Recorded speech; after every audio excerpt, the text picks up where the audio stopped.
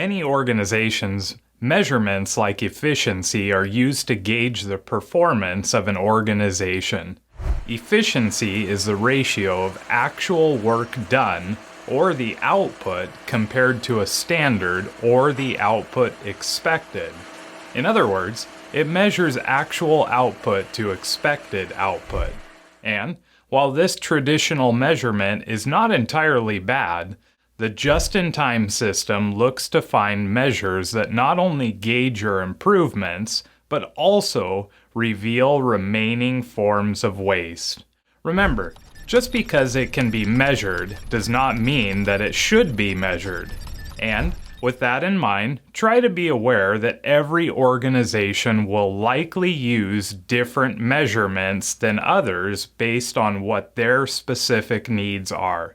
In the next few videos, we will look at some common measurements that can be used to begin your just-in-time journey.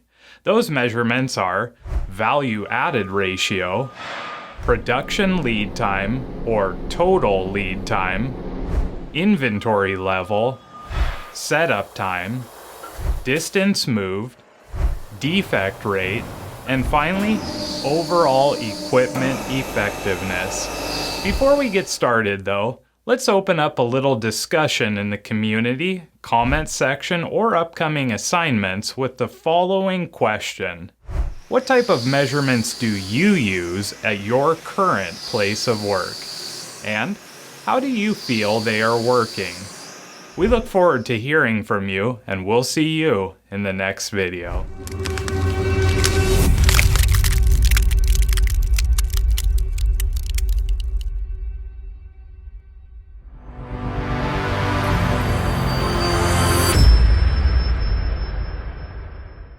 Many measurements look to identify abnormalities in a process. The value added ratio, however, looks to reveal how much of your total production lead time is spent on adding value in a process. In other words, value added ratio measures the amount of time a customer is willing to pay for and that transformation occurs within a process. Everything else is non-value added time. Let's look at an example. Let's say the picture you see here has a total production lead time of 20 minutes. In that 20 minutes, it is determined that 5 minutes of the total production lead time is value added. To get our value added time, we would divide 5 by 20 and get 0.25 or 25% of our process is value adding time. And that number needs to go up. And that's it, the value added ratio. Remember, this is a very basic example of a value added ratio to get you familiar with this ratio. Like any other metric, the value added ratio can get much more complex, and we'll look at that in future videos. We'll see you in the next module.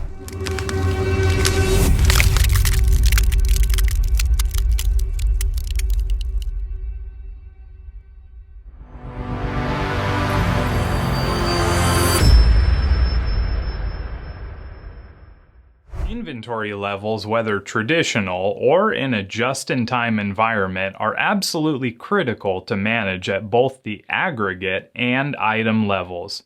Because just-in-time organizations do not have large amounts of inventory on hand, measuring and tracking inventory is absolutely critical. There are many different measures that are used to track inventory at an aggregate and item level. And with that in mind, we will not dig into the details of each of the inventory measurements. Rather, we will simply share in this video a brief introduction as to why measurement is important in the just-in-time system. To start, inventory measures are typically tracked in either days of supply or by the number of times the inventory turns over per year. For example, a critical measurement to track as part of the just-in-time system is inventory turnover. Inventory turnover is the number of times your inventory cycles or turns over in a year or other defined period. Another powerful inventory management measure is days of supply. The Apex Dictionary 15th edition defines days of supply as an inventory on-hand metric converted from units to how long the units will last. For example, if there are 2,000 units on hand and the company is using 200 per day, then there are 10 days of supply. As you can see, the days of supply metric is a useful metric that can show an organization how many days their existing inventory will last before it reaches zero or drops into their safety stocks. These two measurements are absolutely critical in a just-in-time environment. Because products are built only to the demand and based on the pull of the customer, it is crucial that metrics are used to track and manage your inventory. If they are not, delays in shipping can occur along with other forms of waste. As you hone in on which inventory metrics will work best for your organization, you will better be able to build, ship, and receive payments for items and services. Keep in mind, though, that while days of supply and inventory turnover are crucial, you must also monitor the level of your inventory. Remember, just-in-time seeks to have the right part at the right time and in the right place. Everything is built just in time, which means you will have minimal buffers on hand. Be sure to check the handouts and descriptions for more information on what metrics you can use to track inventory levels in the just-in-time system. We'll see you in the next module.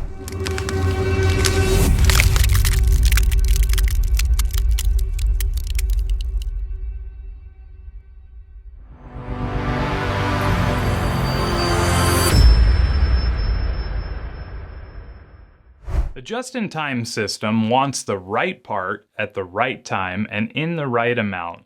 To meet this goal, companies must improve their setup times. Setup time is the time required for a specific machine or resource to convert from the production of the last good piece to the next piece's first good part. If this time is lengthy, it can cause setups and changeovers to take an excessive amount of time to complete. This means that flexibility is reduced, overall lead times are slower, and customer orders may face many obstacles before getting to your customer. Tracking setup time on changeovers across the board can help a company hone in and use tools like SMED or the reduce methodology, which is based on SMED, to reduce setup and changeover times. When companies begin using these two powerful methodologies, they will find that in addition to improved setup times, they will be able to produce a large variety of products in smaller lot sizes. We'll see you in the next module.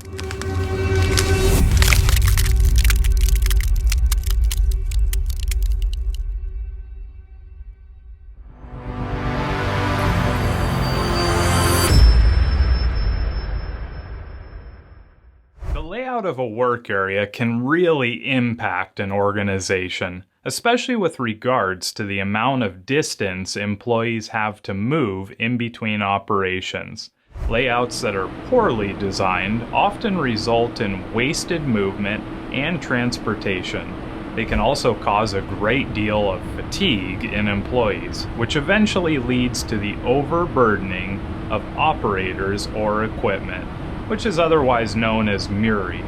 As such, minimizing the distance an employee or equipment needs to travel can be of great benefit to an organization.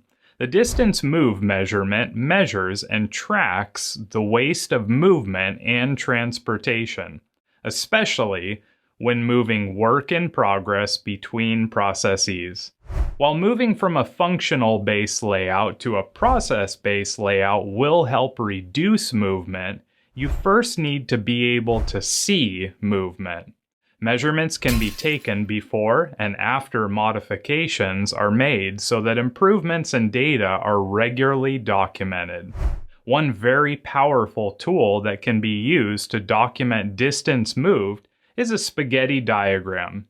A spaghetti diagram is a tool used to track the amount of movement or distance traveled by a worker or materials. You can then use a spaghetti diagram to analyze what you tracked and improve your flow.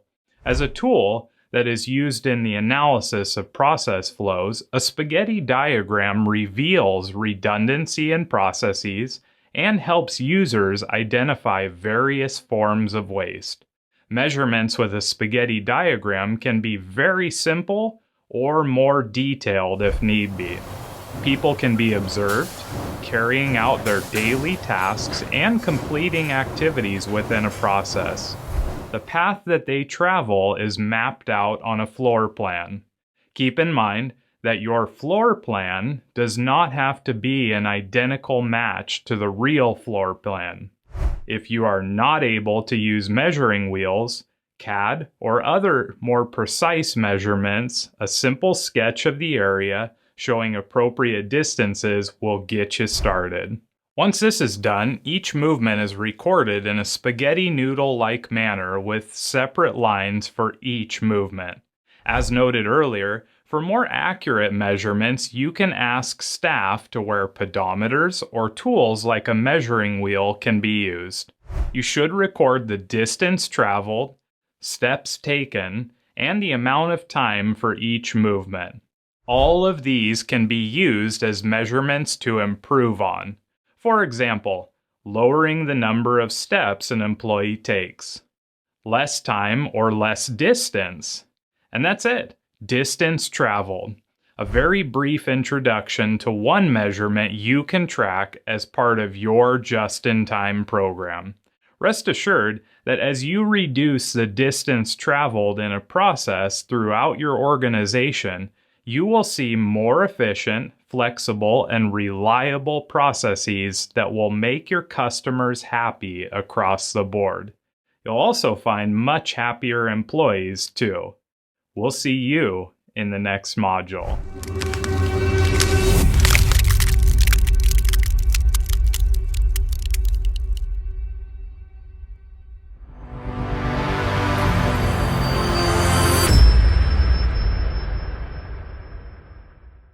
Quality in an organization is critical. Quality in the just-in-time system is just as critical. With that in mind, we've shared about zero quality control, a strategy developed by Dr. Shigeo Shingo, and the just-in-time system in other videos. So, how do you ensure ZQC and quality in general are improving in your organization? One measurement that is critical in implementing zero quality control is to reach zero defects. That's right, absolutely zero defects all the way through an organization. In other words, we want to have zero defects when delivering to customers at every step in the process, not just at final inspection. Tracking the number of defects can be tricky, but will help you reveal abnormalities that may be hindering your organization on many different levels. As you begin to track defect rates in your organization, you will find many opportunities to implement mistake or error proofing, change processes to address the root cause of defects, change methods of work, and drive continuous improvement into the heart of every activity. Make no mistake, if you're implementing just-in-time or any other strategy, you will want to track defect rates. Now, let's finish with a question. Why do you think tracking defects is important? And how would it help your organization to improve? We look forward to hearing your answers in the upcoming assignment section, community, comments, or in general discussion. and we'll see you in the next module.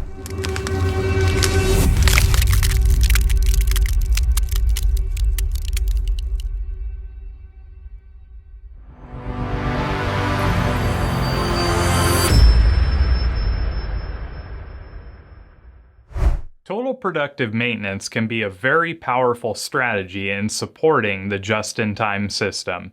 In fact, it can be a powerful strategy in supporting any organization in general.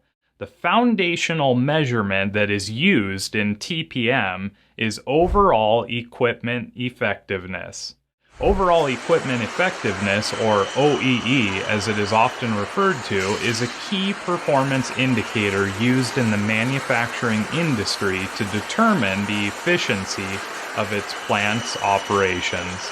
Most companies do not have a full understanding of their capacity on manufacturing equipment. OEE measures and makes your plant's effectiveness visual for everyone to see.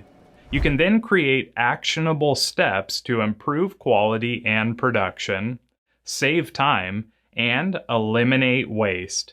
It is important to note that OEE does not tell you what to improve. Rather, it is a gauge or a KPI to help you understand where to improve. So, how is OEE calculated? OEE is calculated by multiplying availability by efficiency and quality. This gives you a percentage that you can use as an improvement gauge. Let's understand each of these three areas of OEE a little better. Availability is our first measure. Here, we look at a machine's ability to produce or be available for production when scheduled. Production may be halted due to many different forms of downtime. Some examples may be machine failures, issues with raw materials that are needed, or some problems with scheduling and possibly changeover issues. By comparing scheduled runtime to actual runtime, we are able to determine the amount of production that was lost from different issues that may have occurred. Next, we have efficiency. The efficiency measure looks at the number of items produced against a target number and determines the amount of waste when running at different speeds. The final category that OEE looks at is quality. This measure looks at the total quantity produced correctly the first time and the total quantity produced. This measure helps reveal abnormalities and forms of waste that may be hidden from plain sight. Combined, these three categories help calculate the OEE percentage that is used as a gauge. From here, the three categories can be broken down into what is known as the 6 major losses, which are breakdowns, setups and adjustments, idling and minor stops, reduced speed, quality losses, and startup issues. And that's it, OEE. Keep in mind that there are many more details to overall equipment effectiveness. This powerful KPI can really help move a company forward in the continuous improvement journey. So, until next time, my friends, keep on improving, and we will keep on giving you solutions that ignite your power.